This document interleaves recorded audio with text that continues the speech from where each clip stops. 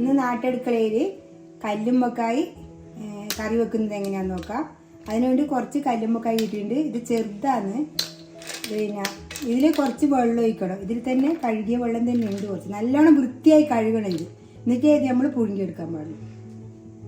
ഇതിലേക്ക് കുറച്ചുകൂടി വെള്ളം ഒഴിച്ചു കൊടുക്കുക. ഇനി ഇത് അടുപ്പിൽ വെച്ച് പുഴുങ്ങിയെടുക്കാം.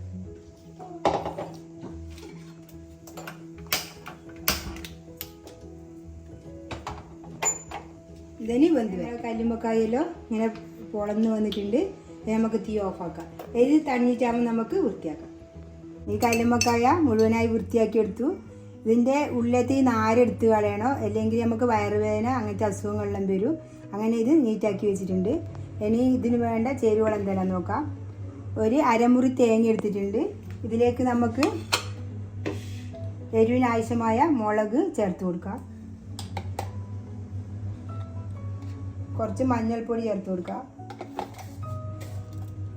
ഒരു 1/4 ടീസ്പൂൺ ജീരകം ചേർത്ത് കൊടുക്കാം.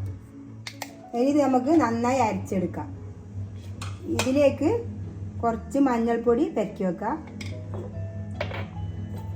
ലേശം ഉപ്പും പെരക്കി വെക്കാം. ഇനി ഇത് അരച്ചിട്ട് കാണിക്കാം. അരച്ചിട്ടായിട്ടുണ്ട്. ഇത് നമുക്കിതിലേക്ക് കഴുകി കൊടുക്കാം.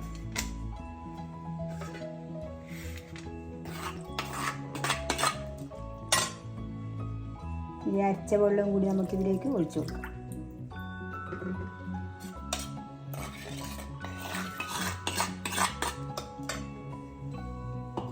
ഇനി ഇതിലേക്ക് ചേർക്കുന്നത് മാങ്ങയാണ്. കുറച്ച് ചെറിയ ഉള്ളി ചെറുതായി അരിഞ്ഞിട്ടുണ്ട്. ഒരു പച്ചമുളക്, ഒരു തക്കാളി ഇതിലേക്ക് ഇട്ട് കൊടുക്കാം. തക്കാളി ഇട്ടില്ലേ കുഴപ്പമൊന്നുമില്ല. മാങ്ങ ഇടുമ്പോൾ എന്നാലും തക്കാളി ഇട്ട ടേസ്റ്റ് ഉണ്ട്. ഇനി നമുക്ക് കുറച്ചുകൂടി വെള്ളം ചേർത്ത് കൊടുക്കാം.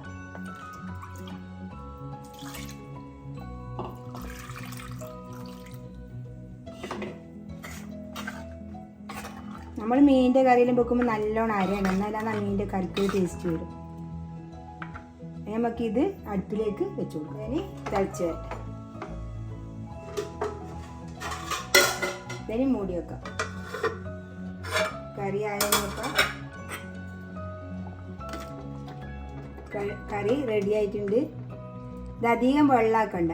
ഞാൻ വിചാരിച്ചു ചെറുതായതുകൊണ്ട് രസം ഉണ്ടാവില്ല. നോക്കുമ്പോൾ നല്ല ടേസ്റ്റ് ഉണ്ട് കറി.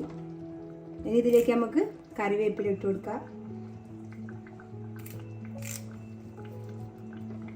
ഇതിന് തീ ഓഫാക്കാം. അങ്ങനെ കല്ലുമ്മക്കായ കിട്ടുമ്പോൾ എല്ലാവരും ഇതേപോലെ ഒന്ന് വെച്ച് നോക്കുക. എൻ്റെ വീഡിയോ ഇഷ്ടപ്പെട്ടിട്ടുണ്ടെങ്കിൽ ലൈക്ക് ചെയ്യുക, ഷെയർ ചെയ്യുക, സബ്സ്ക്രൈബ് ചെയ്യുക.